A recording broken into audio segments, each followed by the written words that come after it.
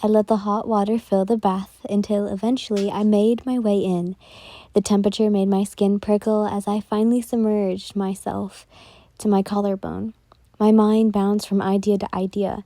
In a nervous frenzy, the last thing I wanted to do was keep secrets from Douma. But I didn't know what kind of danger telling him would do or get us into. Regardless of whether Muzan would kill me or not, I didn't want to aid his attempts to eventually conquer the sun, and the world for that matter. "You weren't going to invite me in?" said Doma's cunning voice out of nowhere. He had in fact scared me out of my thoughts, and quickly I turned around to face him.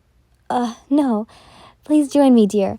I thought you would be too busy," I said, feeling kind of bad for not asking him.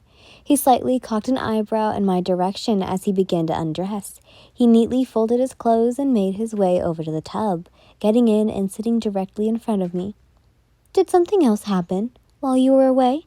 he asked, as if he could see right past my tense aura, just like he did.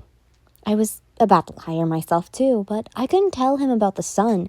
I would need to get good at lying, and fast. Quickly, I averted his gaze, which only made me look guiltier, but luckily I knew how I could possibly sway the conversation.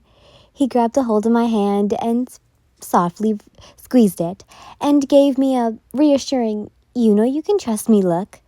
I took a deep breath, meeting his eyes once more, and I hoped I wouldn't accidentally rat myself out. "I had a dream that you and I were human." His eyes went blank at my words, as if they were the last thing he expected to hear.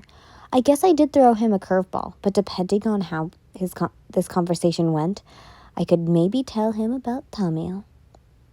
"Oh," he finally said. "And what happened?"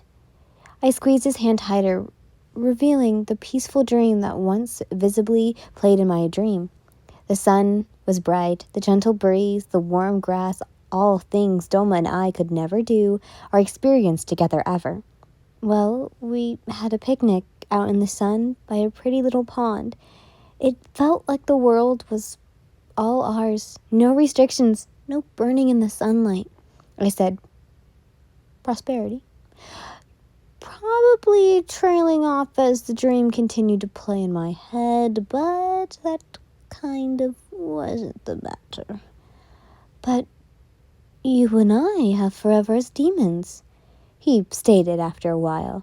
The vision phased away. He was right. As demons, we could truly be together forever. But if lying to him forever was the way I had to live, eventually I'd grow sick of it. I wanted to give Doma all of me for eternity, and this wasn't it. What would you do if you fell asleep and woke up as a human, Doma? My heart raced in my chest, nervous, as I didn't want to make him upset with all my hypothetical questions, but his demeanor never seemed to change. I figured he didn't mind humoring me if it meant making me feel better. "I'd come find you, and if you were human too, I would be happy," he said, somewhat blankly, even though I genuinely believed him. It was as if he couldn't even grasp at the fact of being human again. In his defense, he had been a demon for possibly a century already. I was still flustered with all the hypothetical questions, and I knew deep down inside, given the choice, Doma would refuse to turn into a human once more. And what bothered me the most was I couldn't speak freely. I couldn't explain to Doma why I was asking these questions, all because of one man. "Do you want to be a human again, darling?" Doma asked, breaking the silence that I was causing. I looked up at him, not really knowing what to say. But then flashes of my life from the day I turned until now flickered in my head, reminding me of all the highs and lows. "If you asked me that a year ago, I would have said yes," I exclaimed as he looked at me with his shimmering rainbow eyes. "But right now, I don't care what kind of being we are, as long as I'm never apart from you again." He smiled at me, wrapping his arms around me and bringing me in close enough to where I could feel his heartbeat within him. "No one will tear us apart. I'd do anything for you, he said as he squeezed me tightly with his final words. My eyes shut open.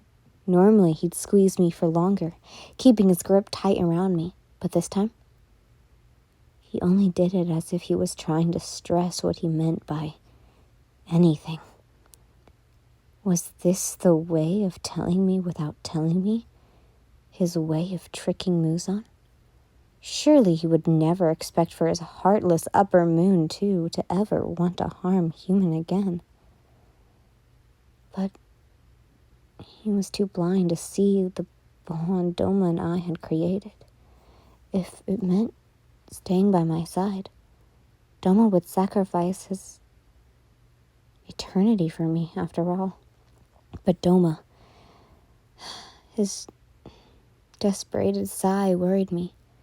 If he was willing to do anything to keep us together, even turn human, what lengths would Muzan be willing to go to? As days went by, strategies and ideas of things I could do to avoid Muzan's danced in my head, yet they all seemed futile. He was a monster, 5 times the demonic size of Douma and probably 20 times the size of me. The only person I felt that could truly help me was Lady Tamio. I had finally thought of something that could work, yet I didn't even know if it was achievable. I had to speak with a spat, as I wanted Douma to come with me.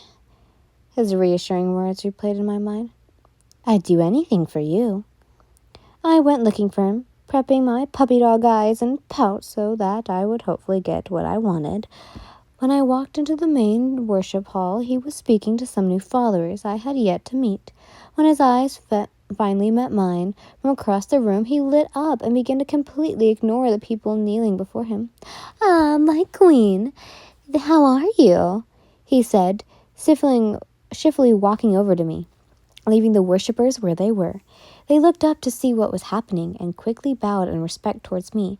Douma grabbed my hands when he was only inches away from me and pushed his lips up against mine as if he hadn't seen me in days, which definitely wasn't the case. "Do you need something, my dear?" he asked as he pulled away from our kiss. I smiled at him and tightened my grip on his hands. "Can we go out on a little date tonight?" He cocked an eyebrow in a sort of devilish way, waiting for me to say more. "There's this beautiful jewelry store in Asayuke, and I was hoping you could accompany me tonight, since it's only a short trip." There truly was a nice antique shop there that had ornate jewelries there, but my main motive was to find Tamio and get her to break the curse that allowed Muzan to see through Douma's eyes. This way he could speak freely, and finally I'd tell him about the sun. I could tell him our only hope at a life together was to be human or just run away. All of these thoughts that I had buried in my head echoed away in my sanity, and I was desperate to stop this self-torment within me. "Please say yes, please, please, please," I thought in my head. Douma wasn't one to enjoy much time away from the cult, but I figured a couple of hours away would be good for the both of us, especially together. "Oh, darling, I'd love to take you out tonight, but it is a new moon, which means tonight's an introduction," Douma explained. "Oh, that's right. I completely forgot," I told him, disappointed. "Why don't you get away for a while, Asayuke is only a town over. Get some fresh air tonight," he said as he rubbed the outside of my arms in a comforting way. "Okay, I will go by myself. Hopefully next time we can go together, though?" I asked hopefully. "I promise I won't miss it next time," he said, taking my head in his hands and giving my forehead a soft kiss. I could tell he felt bad for not accompanying me, but the more I thought about it, the more stupid the idea of bringing him with me sounded like. Muzan would know about Lady Tamio and where she's located through Douma, so that would sabotage everything.